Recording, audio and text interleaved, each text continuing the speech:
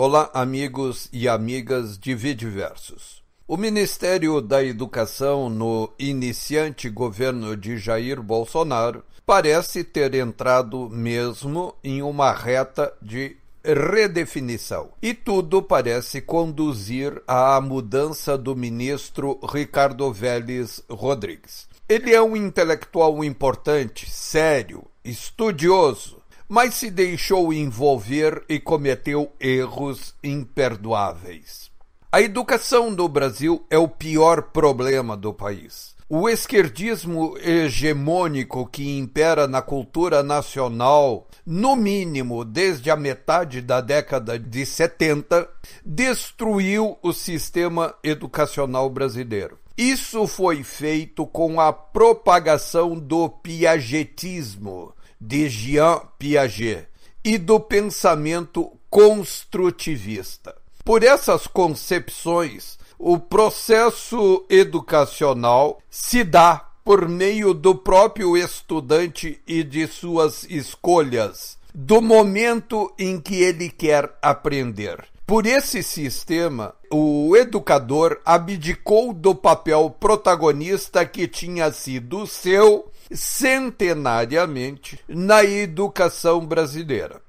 E o que se viu foi o surgimento do império da boçalidade, da perda completa de parâmetros e da queda abissal de resultados nesse campo. A educação no Brasil desceu ao fundo do poço, apesar de os recursos públicos gastos no setor serem maiores do que aqueles investidos pela maior parte das nações desenvolvidas. Resumindo, o problema não é dinheiro para a educação. Isso não falta. O problema está na definição estratégica para a educação. O que o Brasil precisa, antes de mais nada, na educação, é a reposição da ordem no sistema e da disciplina dentro das escolas.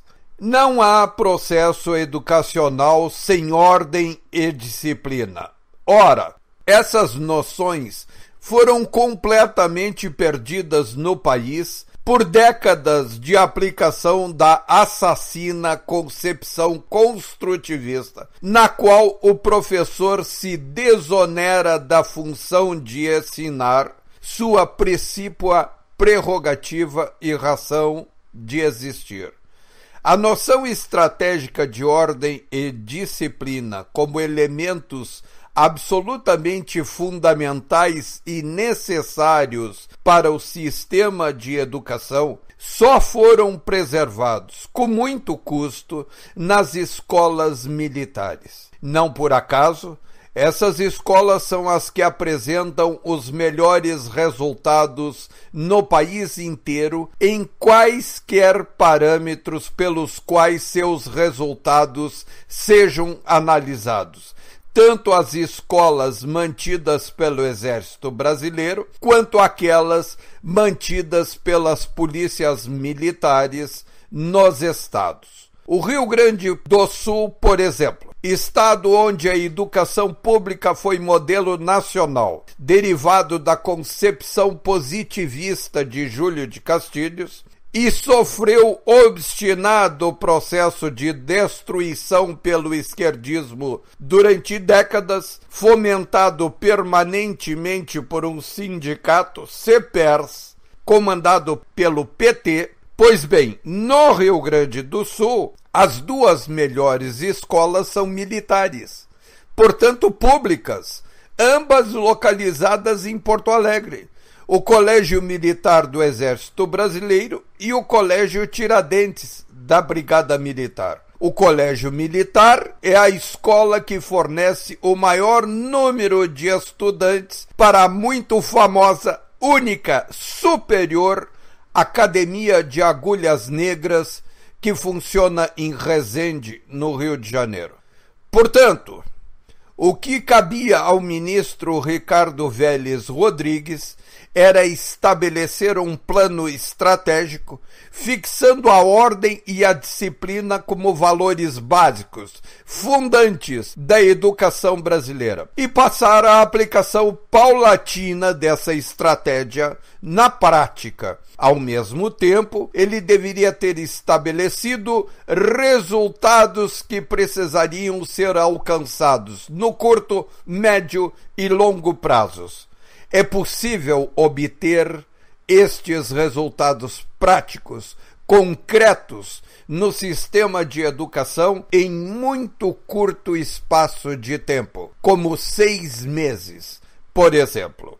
Para que esses resultados sejam alcançados, o primeiro passo no país inteiro se constituiria na militarização das principais escolas públicas em todos os estados. Essas escolas passariam a adotar o regime militar característico dos colégios do Exército Brasileiro e da Brigada Militar Gaúcha. Por exemplo, o Colégio Estadual Júlio de Castilhos, em Porto Alegre, que já foi modelo nacional de educação pública e hoje não passa de um antro de drogados e de tráfico de drogas, adotaria o regime militarizado e teria a meta de alcançar resultados 50% melhores em matemática e português logo nos primeiros 6 meses do ano letivo. No final do ano, o resultado deveria ser no mínimo 75% melhor. Isso é absolutamente factível. Se este programa tivesse sido aplicado ao país, já teríamos hoje um contingente de, no mínimo, 500 escolas, com uma média de 2.000 alunos em cada uma delas, levando a 1 milhão de estudantes no país que melhorariam de maneira impressionante o seu resultado em um ano. No segundo ano de governo, essa meta seria triplicada ou quintuplicada. Os resultados seriam assombrosos em 2 anos de governo. E tudo isso, reitero, é absolutamente factível, porque as escolas já existem e os professores estão disponíveis. O que falta é apenas definição estratégica educacional e gestão. Pela simples imposição da definição estratégica, na qual os princípios fundamentais são a ordem e a disciplina, é possível alcançar uma verdadeira reforma em profundidade da educação no Brasil.